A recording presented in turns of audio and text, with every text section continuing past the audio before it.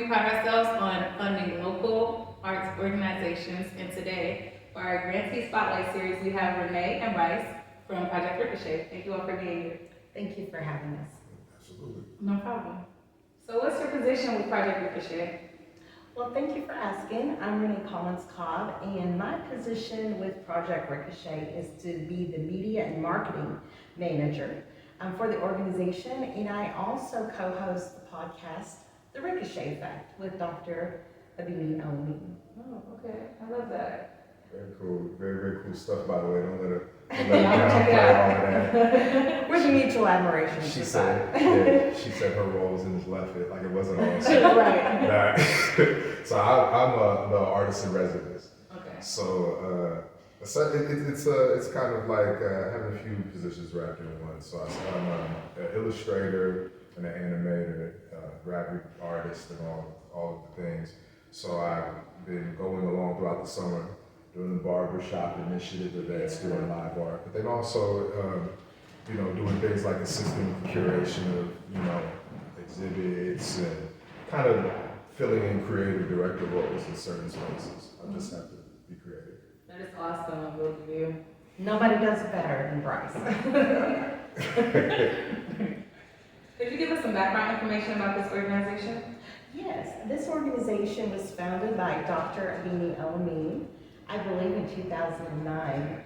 And it was really born out of a story that I understood that I actually just found out when I was able to interview her for our podcast that we share together. That she had a father that was very passionate about public health. And when she was growing up, she has this recollection of her father always was handing out health information to the African American community. And that just really stuck with her, and it has continued to be a theme and a mission in her life. And honestly, after hearing some of the conversation that we heard last night when we were all together at a Project Ricochet event, it was just interesting to hear people speak of her being this motivated and energized from a very early age. So I think she's brought a lot of her mission from her very early life into the life that she enjoys now. And as a result, this has been able to strengthen our communities, as she says, one conversation at a time. Mm-hmm. And she does this through the goals and objectives of the organization to strengthen those communities by eliminating obstacles and creating opportunities for minority youth. I love that. So what's been your favorite event or project while working here? Overall, my favorite project has been the barbershop initiative events. Just the scope of work and the mission behind that itself, and then being able to kind of go through and capture the energy of those events with live art, and just being immersed in the community and interacting with people that are also like interacting with the art and the resources. It's been amazing energy, and I love the connections. It's my favorite thing. I love that too. We were just talking about how you was doing live art. That is awesome and magical. It is. I use the term magical, and that's exactly what it is. Yeah. I kind of express that I have no art game, but I have had such an appreciation for what Bryce does and what he brings to the organization through the live animation. And just watching that happen, you realize that he's capturing events where people are moving. And that's not typically the type of artist that I've seen. It's a still object, basically. But I would just say that is such a talent of yours. And we're so appreciative of that. Well, I definitely appreciate the kind words, and everybody's reaction to everything is generally amazing. And I think that's the point of especially with my role as artist in residence within all of this, is like that creative energy, and generally just being aware of the energy in the environment. I'm there to just kind of support the arts and culture in my way in particular. So I'm very, very grateful for the response. And if I could connect that into the other initiative of PR Health, which is Project Ricochet Health, is this barbershop initiative is much more than people getting a haircut. Yeah. And when they do visit, we've tied in a wonderful example of culture, art, and also health. Because there's an opportunity for everybody to have a free health assessment and also get their COVID vaccine or booster flu shot if they choose to do so. So it's just been a wonderful tie into the hub of Project Ricochet that has all these different spokes that are coming out, right, off of the hub of the wheel. Absolutely.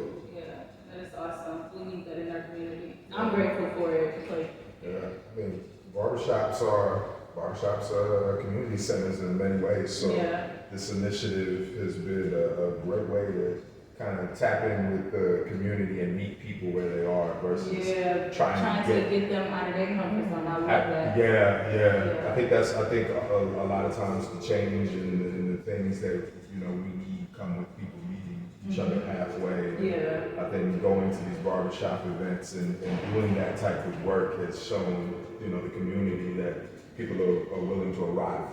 Yeah.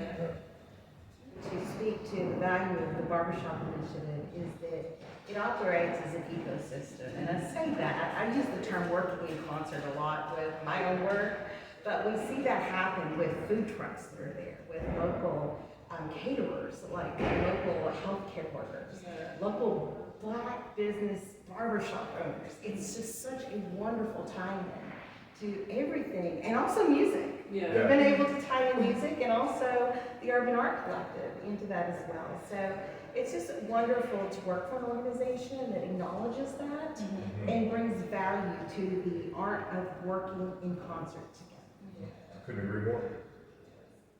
What are the current events or exhibits happening right now?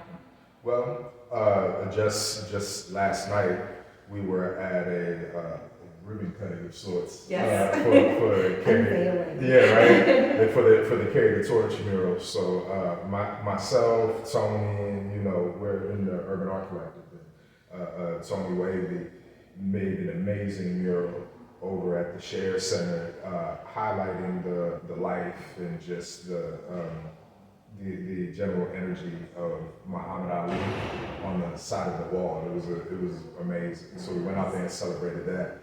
And before that, we had the exhibit here in this building for the Urban Art Collective, showcasing our previous artists, new artists, and that was really exciting. Yeah, I love Great work, an amazing showcase. Yeah. And future events to bring back up the barbershop initiative. So all of the work that I did throughout the summer, and potentially a handful of other artists will be showcasing work over at the Winkfield Theater in collaboration. Potentially some people that we will announce later. Yes. Yeah.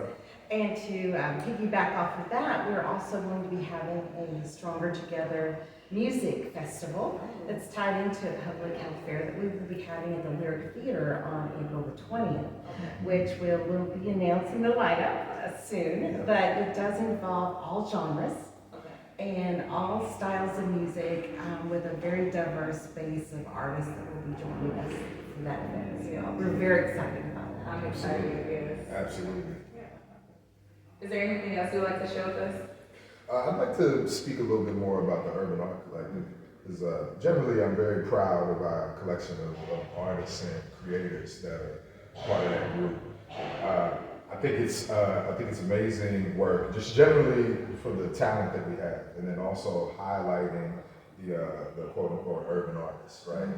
There's a lot that can be said when we talk about diversity and inclusion and everything, but general art styles and different approaches and backgrounds can sometimes be forgotten or overlooked, and I think each one of these individual artists, and especially minority artists, that can be spotlighted and spoken to and find home at the Urban Art Collective. I think it's huge, and I think it sets a different type of precedence for future collectives and arts organizations, moving forward. So I'm really, really proud of that group.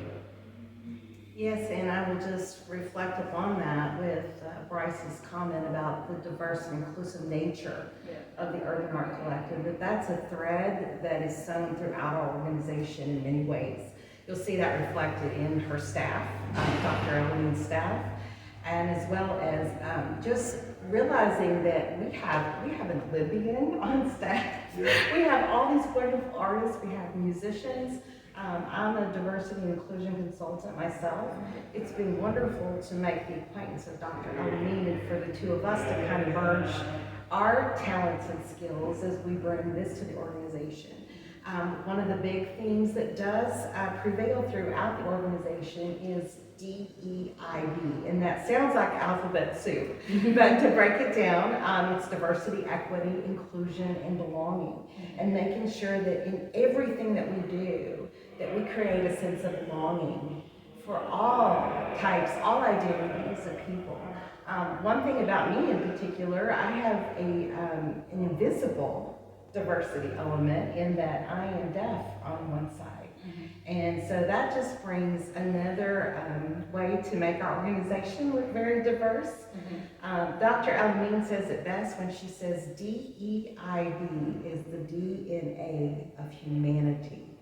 And I just really want to thank her for starting this wonderful organization so many years ago that has traveled to a couple of different cities and has landed here in Lexington for the entire community to enjoy and to embrace and to bring great vision to the future for all of us.